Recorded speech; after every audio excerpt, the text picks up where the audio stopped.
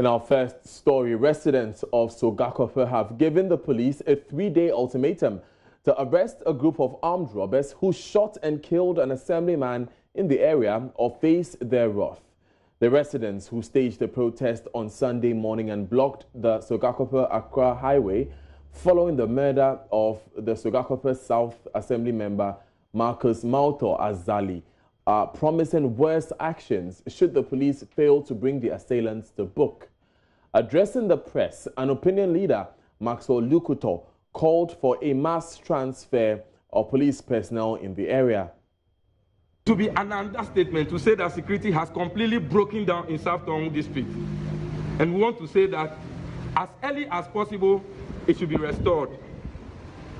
We want to recommend that there should be a complete security or a complete comprehensive security report from DISEC regarding these past events that we have enumerated so far. We also want to say that the police should be swift in responding to our emergency calls, because I believe this is the very reason why our taxpayers' money is being used in paying their salary every day. The patrols should be so intensified. We also want to see that there is a reinforcement of the police, and if possible, the military should be called in, because we realize that security has become so porous that it is giving a field day to the armed robbers to come in, operate, and leave at will. We also want to say that the security apparatus of the district must be re-looked at, and if possible, immediately transfers should be effected, especially the leadership. And most of the people who have stayed in this town, I must also put on record that people have been in this district for over 20 years. And you see, familiarity breeds contempt. And we think that some of them may be in link with some of these people to be perpetrating the crime that they are perpetrating on us. We also want to say that the police should ensure that suspicious characters, especially at night, are thoroughly searched at the numerous barriers they have mounted in the district. I wonder what they do at these barriers. Is it only taking little things from drivers who ply the road? I think that they are mounting these barriers because of our security. And the earlier they begin to respond to us and keep us, the better it will be for all of us. Police emergency numbers should also be made readily available to the citizenry, and these numbers should be effectively utilized. We also want to put on record that the police should train people as neighborhood watch committees in our various neighborhoods so that they can help them in apprehending these perpetrators of heinous crimes. The police should find the killers of this particular one. I said from the beginning that this is the last straw that broke the camel's back. We want to give ultimatum to the police that within 3 working days, the perpetrators of this crime should be found and brought to book.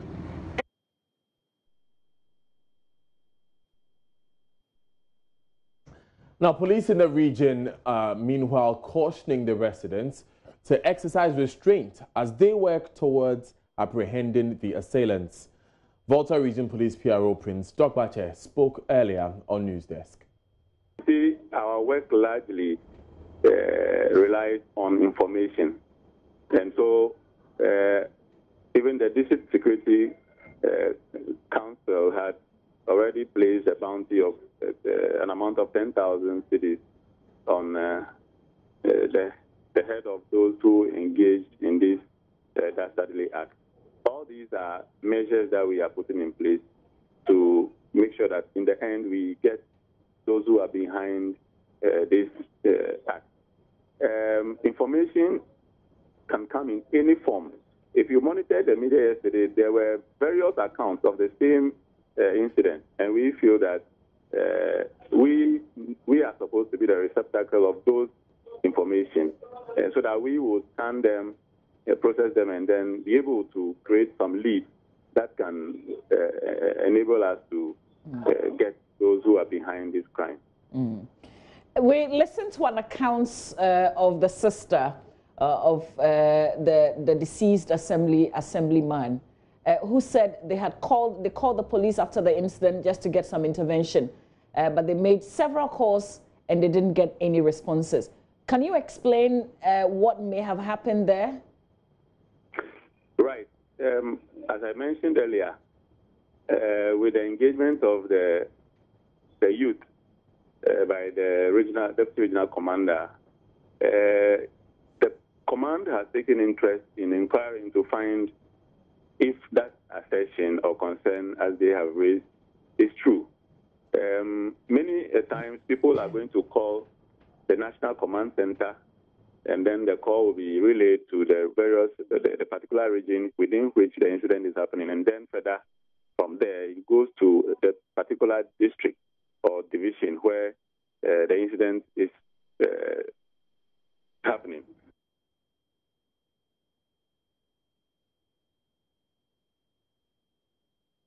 Now, sister of the deceased, Selom Azale, has also been speaking about the efforts she made in getting help for her brother. Before the immigration lady called me, there's police around, so I should come. So when I come, I reach here, and I see that, you see one shoot, they are taking the wall, you see the wall behind. So I see that they are shooting inside the wall. I said, no, where I stand, no, if they run, I will sit down. So they are around, they should enter the thing. They said, no. I wanted to enter the room, they said, no, I shouldn't enter. I said, why? And still I want to go, they said, no. So I was forcing to go, they said, no. So the two of the police enter. And I asked the third one, if you say I shouldn't go there in the room, now they are going. Then you follow them with your gun. He said, no. When he entered and they passed his back, I said, look at how we are playing thing here. They can't come again. I beg them to enter. They say no. Brother, so what I say is only the wife can, the husband. That time, she was bleeding. Before I see, they bring the safe, their bag, their thing.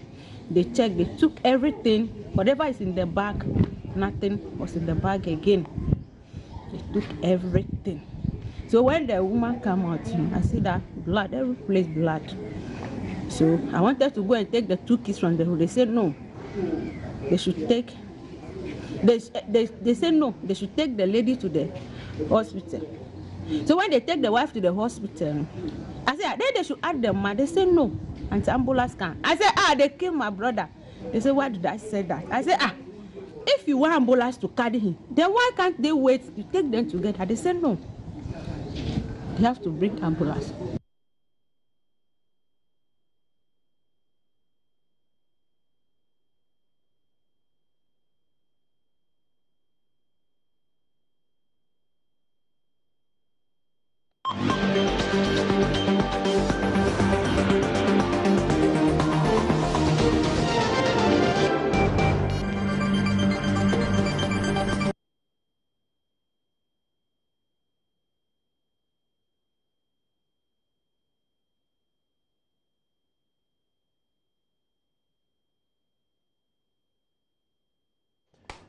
Now, the latest on that murder is that the District Security Council, DISEC, is currently meeting on the matter. Expect more details in later bulletins. But let's move from that story. And shutdown procedures have been set in motion at the General Hospital for a redevelopment of the facility at the cost of $52 million. JoyNews' visit saw workers move around documents, equipment, etc. as they prepare to make way for reconstruction next month.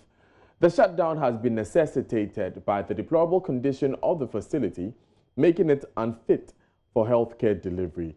JoyNews' Mamiesi Thompson joins us with more. Mamiesi, what more have you found about the closure?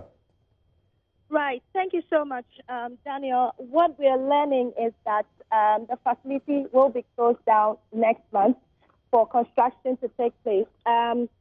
The facility, as we know, is in very deplorable condition. The walls, I can see deep cracks in the walls. You can see the air conditioner is not working properly.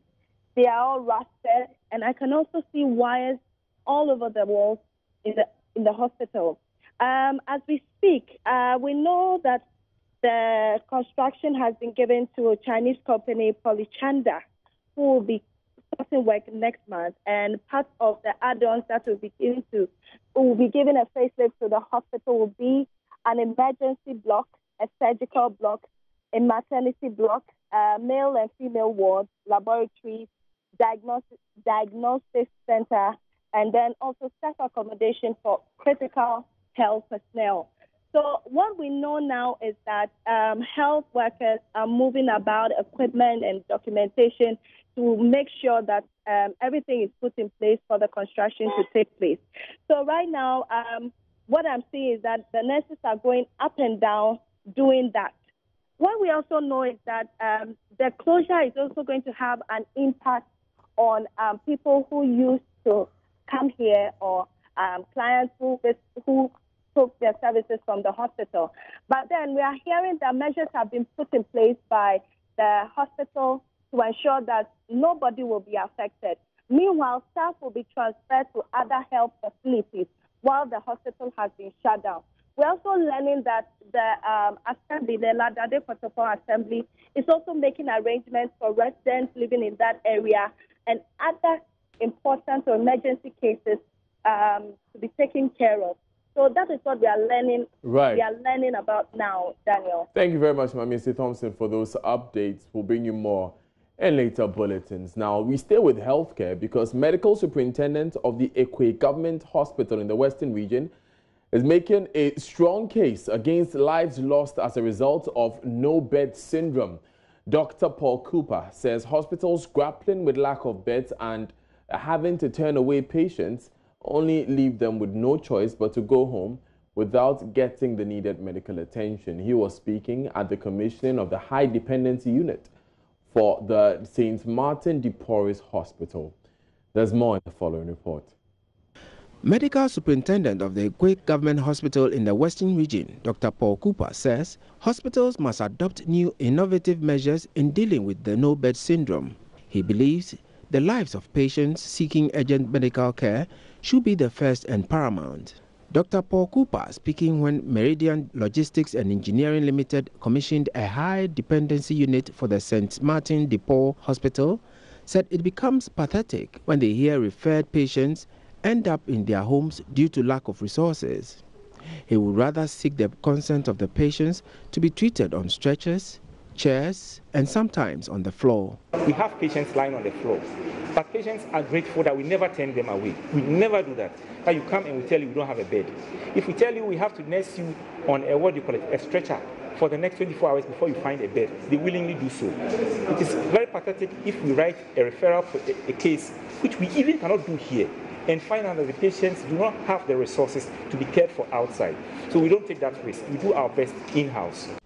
Dr. Paul Cooper also noted that before the construction of the high dependency unit, patients were treated in wards irrespective of their conditions after surgical operations. Formerly, if we operated patients and the patient needed care after the operation, the patient was forced to be brought to the ward, irrelevant of the condition, and we managed it on the wards, and this was not good.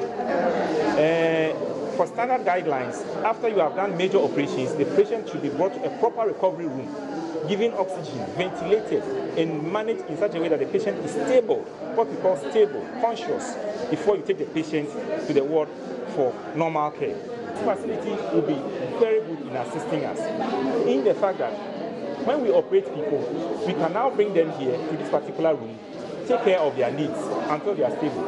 Some may still be bleeding internally. Some vital signs may have gone wrong. And this is the place where we can first detect it, correct it, and we believe that it will save lives. Head of projects at Meridian Logistics and Engineering, Ebenezer Kwao, says the company's topmost core value is safety, hence their move to complete the project. In the year 2018, we realized the dire need of the dear people of this community for a high dependency unit. This became necessary and very imperative for us to act and provide a lasting solution to help satisfy this need.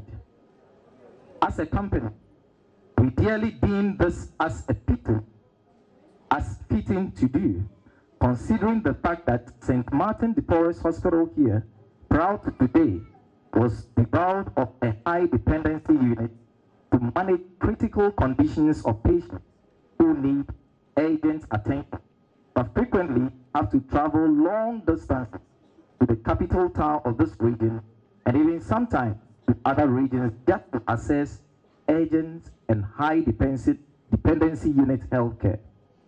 And moreover, considering the fact that there is frequent motor accidents in this domain, it is really fitting for us to act in this respect to take care of the accident victims for a speedy and great recovery. To emphasize on the significant benefits that this project will bring, it is good news to hear that many lives will be saved. The unit would, among other things, help improve medical services at the hospital.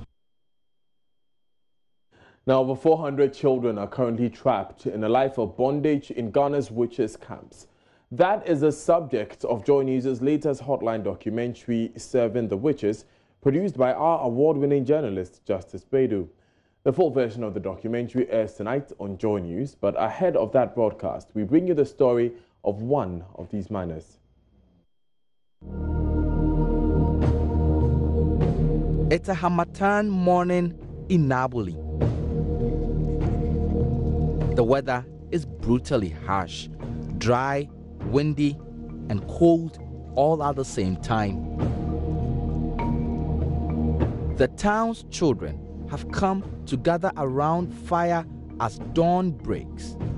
This is how to keep warm here.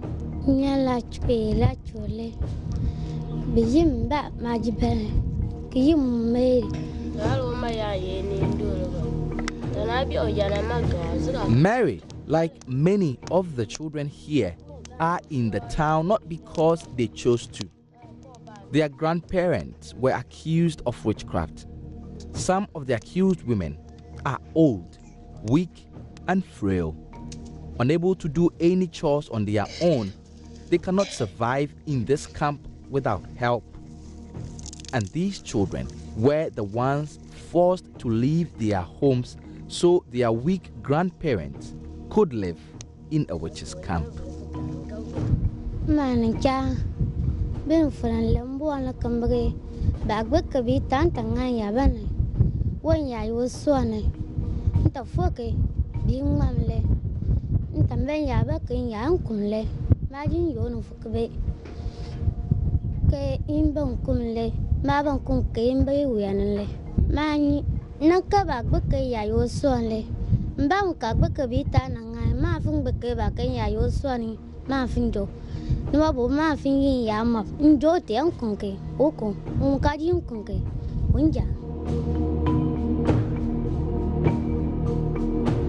For 25 years, Napoli, located in the Gushegu district, has had only one claim to fame: the Napoli Witches' Camp. A so-called deity here that could cleanse people of witchcraft became a safe haven for women who came from far and near to seek help after their communities banished them. One of them is Bakpo Tig, who lives here with her grandson, Blasiem Jekpora. Tig's story of how she came here is similar to that of many of the women here. She refused to attend the funeral of a family member who had died. That singular act was enough to earn her a witchcraft tag. She was beaten, nearly killed, and fearing for her life, she fled her village and came here.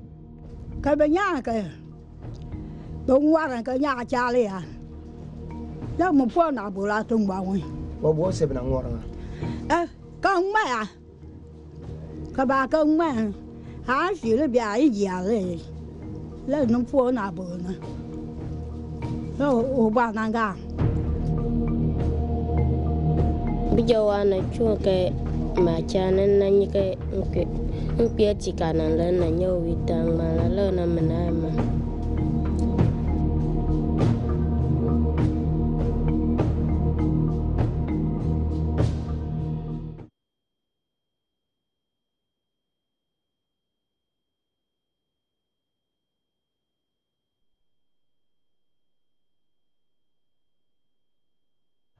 Now, Seven the Witches airs tonight at 8:30 p.m. on the JoyNews channel.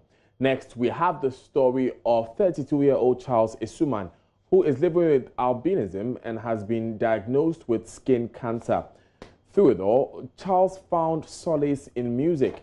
An upcoming gospel artist, he uses his lyrics to motivate people living with albinism. A report by Faustina Safo. Oh, my foe, why do you hate me? Why pursuing me? I'm not here for you to harm. After completing senior high school, Charles Isuman's family withdrew their financial support.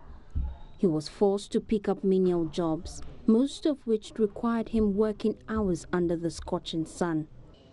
There wasn't any help from the family, so I had to go out and look for a job to do in order to survive.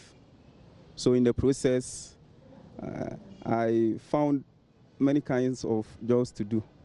And some of them I couldn't do, but I had to try to do because that was the only means for me to survive. Years later, Charles started developing recurring skin irritation. Doctors told him it was just a rash and gave him medications. But the rash soon became open sores, oozing out cream-like mucus.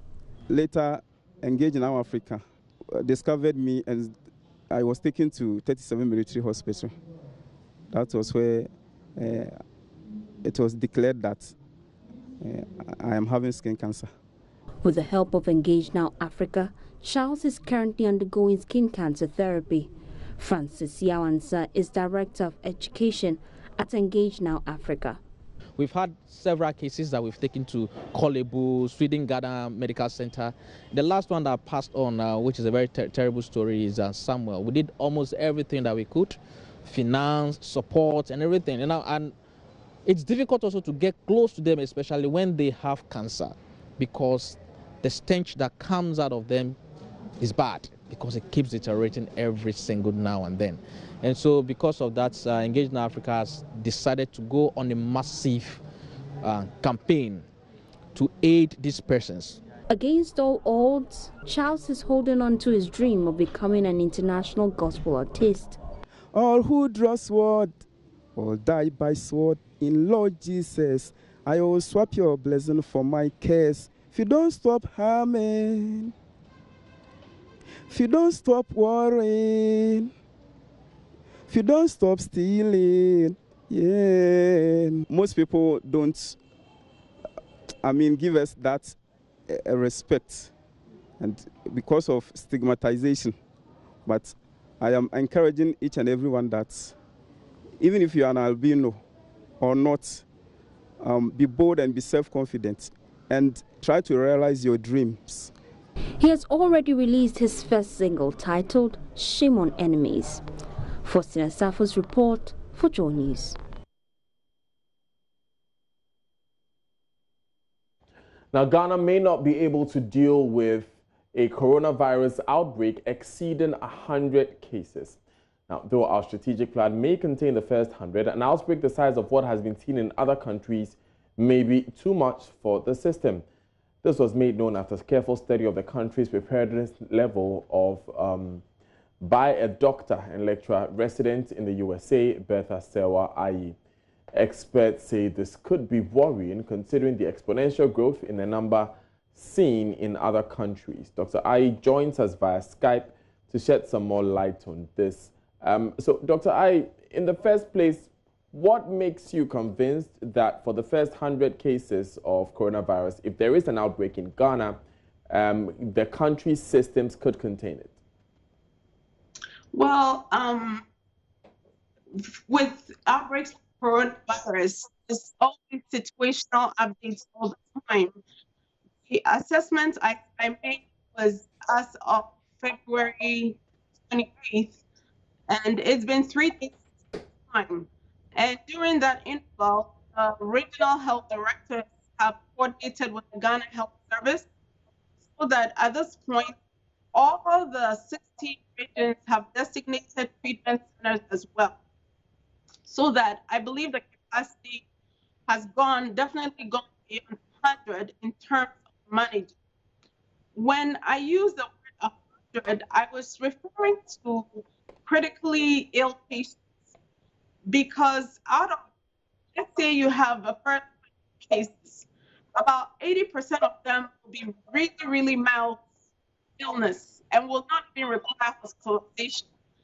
The 20% would go into the hospital. Not everybody will require intensive care units being taken care of in ICU.